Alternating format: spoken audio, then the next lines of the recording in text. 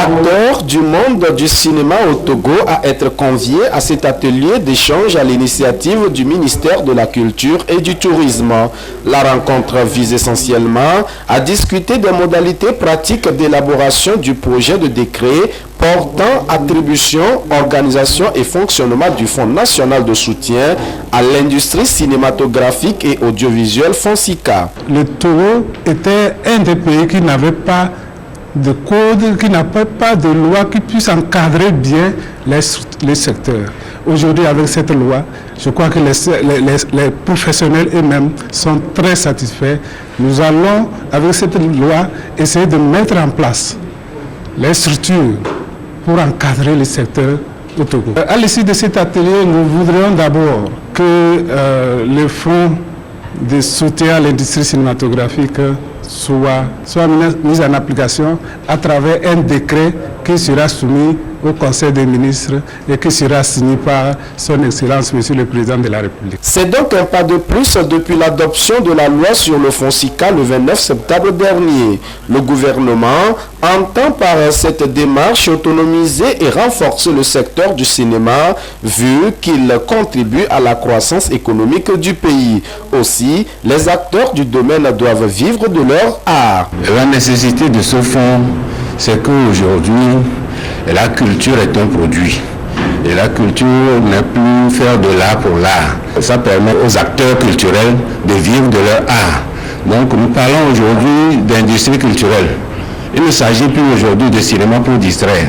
Vraiment ça va distraire, mais le but c'est de pouvoir en tirer des bénéfices importants. Lorsqu'on met en place la subvention, de quelle subvention il s'agit, c'est-à-dire la forme juridique, et quelles sont les personnes bénéficiaires, quelles sont les modalités d'octroi, les modalités de décaissement. Donc voilà un peu le tout que nous allons discuter. Et les professionnels sont là, chacun dans son domaine, parce que vous savez que le cinéma est en principe un immense chantier où on a beaucoup de professions et beaucoup de métiers. Il y a les producteurs, il y a les réalisateurs, il y a les monteurs, donc il y a ceux qui font la promotion et ceux qui font aussi de la diffusion. Et toutes ces corporations-là sont là pour discuter et en parler. Le cinéma togolais doit être productif et concurrentiel et cela passe par ce fonds qui sera octroyé aux acteurs afin de relever leur niveau de leurs œuvres. Voilà pourquoi le ministre de la Culture et du Tourisme qui a présidé la cérémonie d'ouverture de cet atelier de 2 jours a invité les participants à des échanges fructueux, participatifs et constructifs pour la mise en place effective et le bon fonctionnement du FONSICA.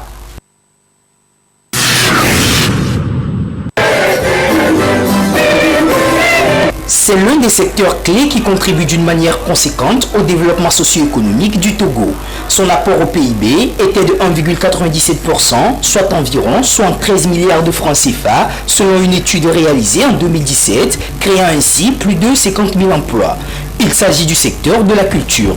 Ces dernières années, avec surtout l'avènement de la Covid-19 qui a mis à mal presque toutes les activités, le secteur a également été beaucoup impacté. Une situation désolante qui cependant ne laisse pas indifférents les acteurs de ce secteur. Le secteur culturel allait bien jusqu'à ce que cette Covid s'abatte sur l'humanité. Depuis cette crise sanitaire, le secteur culturel se porte très mal. Parce qu'il n'y a plus pratiquement de création, il n'y a plus de diffusion, même s'il y a de petites formations par-ci et par-là. Partout dans le monde, c'est la même chose, même si dans certains pays, ils ont réussi à sortir leur épingle de jeu. Pour les acteurs culturels, bien que des actions aient été engagées pour redynamiser le secteur, beaucoup de défis restent encore à relever afin de le rendre plus attractif. Quand il n'y a pas de structure de formation, il y a des problèmes concernant les créations. Ce qui fait que dans de grands rendez-vous artistico-culturels dans le monde entier et en Afrique, le Togo est souvent absent. Nous revenons souvent avec des photos sur Facebook qu'avec des médailles et des trophées. Donc, c'est des signes qui montrent que le secteur culturel togolais ne se portait pas tellement si bien avant même l'avènement de la crise sanitaire. Il y avait aussi des problèmes en matière de structure de diffusion. Nous n'avons pas encore au Togo, par exemple, un seul théâtre. Le Togo n'a pas encore de théâtre.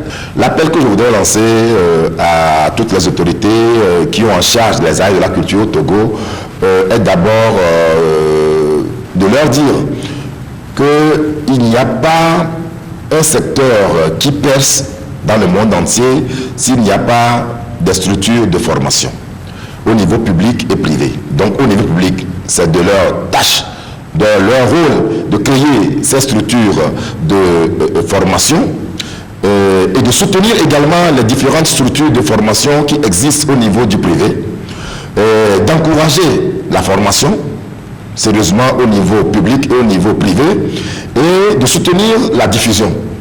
Conscientes des difficultés auxquelles les acteurs du secteur peuvent faire face dans cette période, les autorités en charge de la culture ne restent pas indifférents. Hormis les actions d'accompagnement déjà enregistrées, il est annoncé la réforme du fonds d'aide à la culture. Une initiative jugée louable et salutaire par les bénéficiaires. Cette réforme est la bienvenue.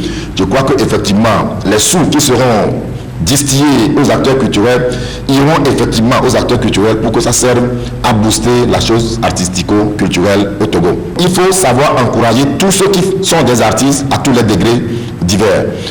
L'autre chose, c'est vrai qu'il y a des réformes, il faudrait que ces réformes-là prennent en compte tous les pans, tous les secteurs du développement en matière des arts et de la culture, et à savoir la formation, les infrastructures et la diffusion. Pour les autorités en charge de la culture, notons-le, l'un des vœux les plus chers est celui de rendre le secteur plus compétitif et créateur d'emplois, donnant ainsi la possibilité aux différents acteurs du domaine de pleinement jouir des droits sur leur production.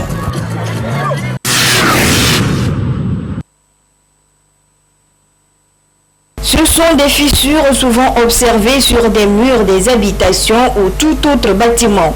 Ces fêlures murales, qu'elles soient externes ou internes, surviennent quelque temps après la construction, mettant en cause le travail effectué. Plusieurs facteurs expliquent ces désagréments. Ces fissures émanent de l'incompétence des ouvriers. C'est la fondation qui donne la résistance au bâtiment. Et quand la fondation est ratée, nous allons voir que les fissures vont apparaître. Quand la fondation n'est pas bien dressée, ça y a les mouvements. Et ce mouvement-là vient du sol. Et ça fait que, même jusqu'en haut, le bâtiment va se fissurer. Donc, ça veut dire qu'après la fondation, il y a le chaînage qui tient. Mais après le chaînage, il y a les murs. On n'a pas chaîné après les murs. Et c'est ça qui fait qu'il y a la traction et puis les murs créent des fissurations. Le dosage aussi peut créer ça. Mais ces fissurations autres ne sont pas trop dangereuses. C'est les fissurations qui émanent du sol qui sont dangereuses, causées par la nature de la fondation attribuée. La construction d'un immeuble doit respecter certaines règles de l'art et d'expertise. Pour obtenir un bâtiment solide de bonne qualité, l'intervention de divers spécialistes est conseillée de nos jours. Qu'ils soient architectes, géotechniciens ou maçons professionnels, chacun a un rôle à jouer. Des mesures essentielles sont donc à prendre avant tout engagement dans la réalisation d'un bâtiment. Un ouvrier compétent doit faire du sondage du sol. Et c'est la nature du sol qui définit maintenant la nature de la fondation qu'il faut attribuer à l'ouvrage qu'il faut réaliser. Donc il y a plusieurs types de sols. Il y a les sols argileux, il y a les sols caillouteux, il y a les sols sablonneux. Les sols sablonneux plus les sols argileux présentent beaucoup de consistance. Il faut faire beaucoup attention pour réaliser les bonnes fondations. Dans les sols argileux et sableux, là, il faut faire une longueur filante. C'est ça qu'on appelle de belles filantes. Quelqu'un qui maîtrise un chantier, qui me pose quelque chose, qui me fait que ça ne peut pas aller dans ce sens, je vais laisser.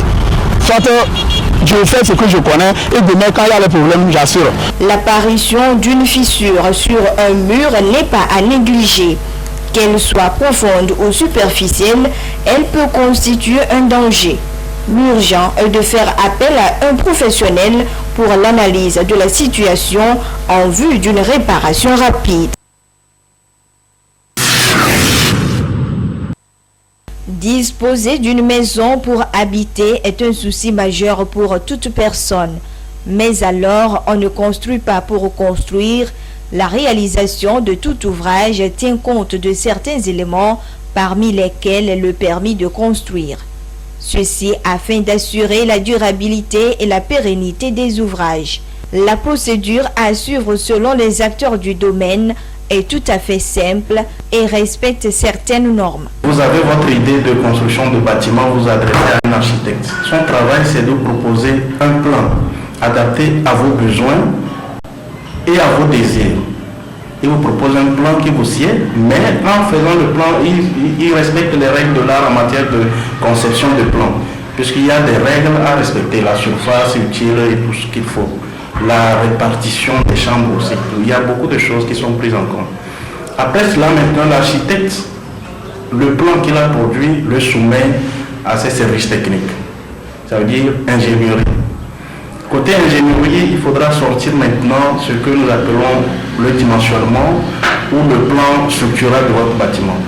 C'est ce plan-là qui va déterminer la section des semelles, la section des poteaux, le type de fer à utiliser et le dosage même du ciment ou des matériaux au niveau de chaque réalisation.